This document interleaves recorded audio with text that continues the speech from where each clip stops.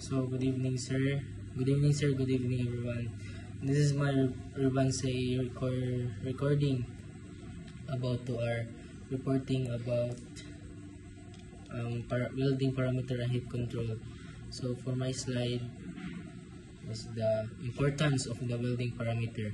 First is the structural integrity. Structural integrity ensures weld can withstand heavy loads, pressure, and constant vibration experienced at sea. So, ang structural integrity kay iyang ensure na ang weldingan magdugay sa usa ka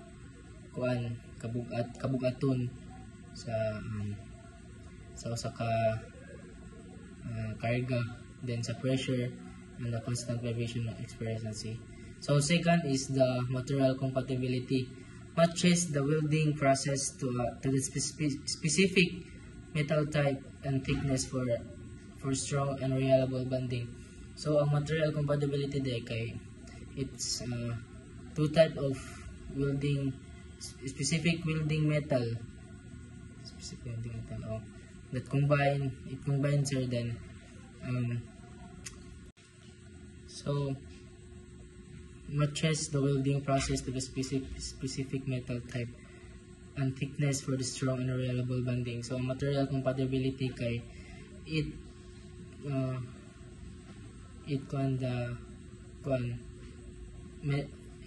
two material that matches and it can weld through welding process and it can use the specific metal type so that it can strong and reliable bonding together like big one without. So, third is operational efficiency. Operational efficiency reduce reworks and delays, saving time and resources during ship constructions and repairs. So, ang operational efficiency kay it can reduce reworks, so makuhaan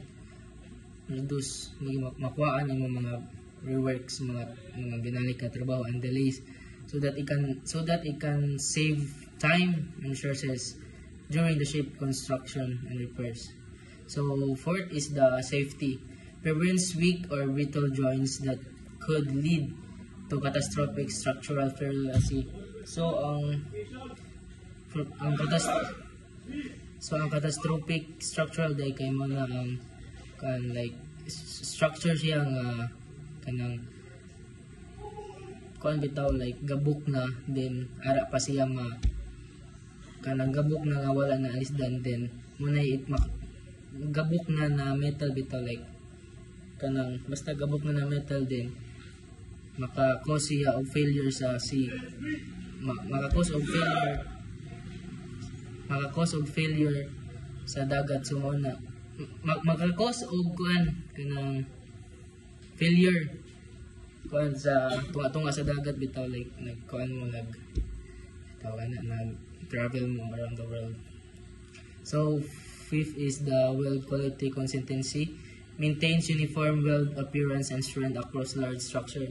So, ang weld quality consistency from the word quality, it can maintain the uniform weld appearance.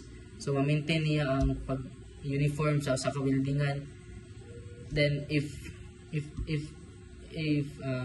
uniform pagka-welding nimo or ligon pagka-welding nimo, it can cause strength sa ship, sa barko.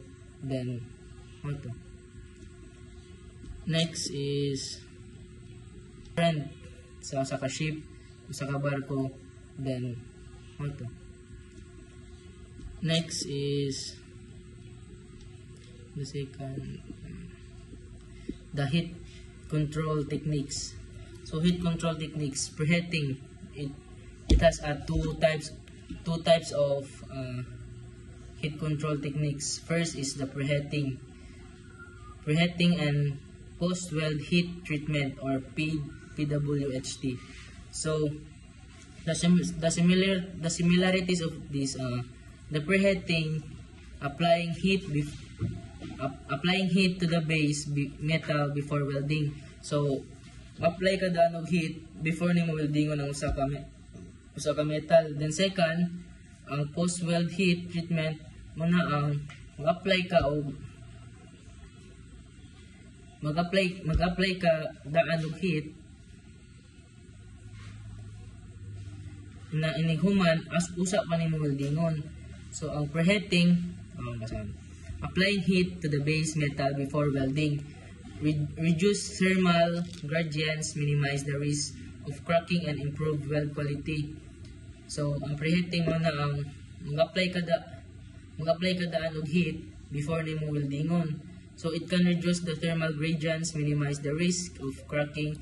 So ma-minimize niya ang risk na mag-crack, and also it can improve the weld quality. So mana it can na mas ang pagka-welding mo to mas muliko ng saka shape.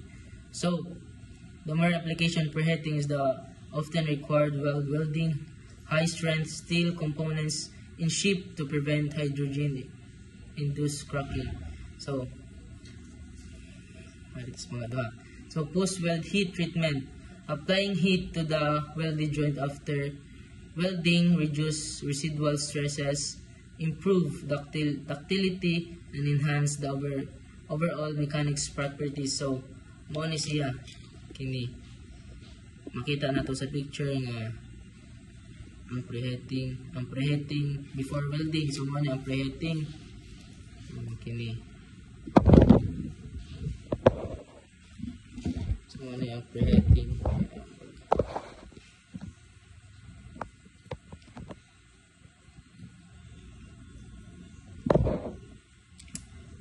So mga to, and that's all sir. Thank you. Good night.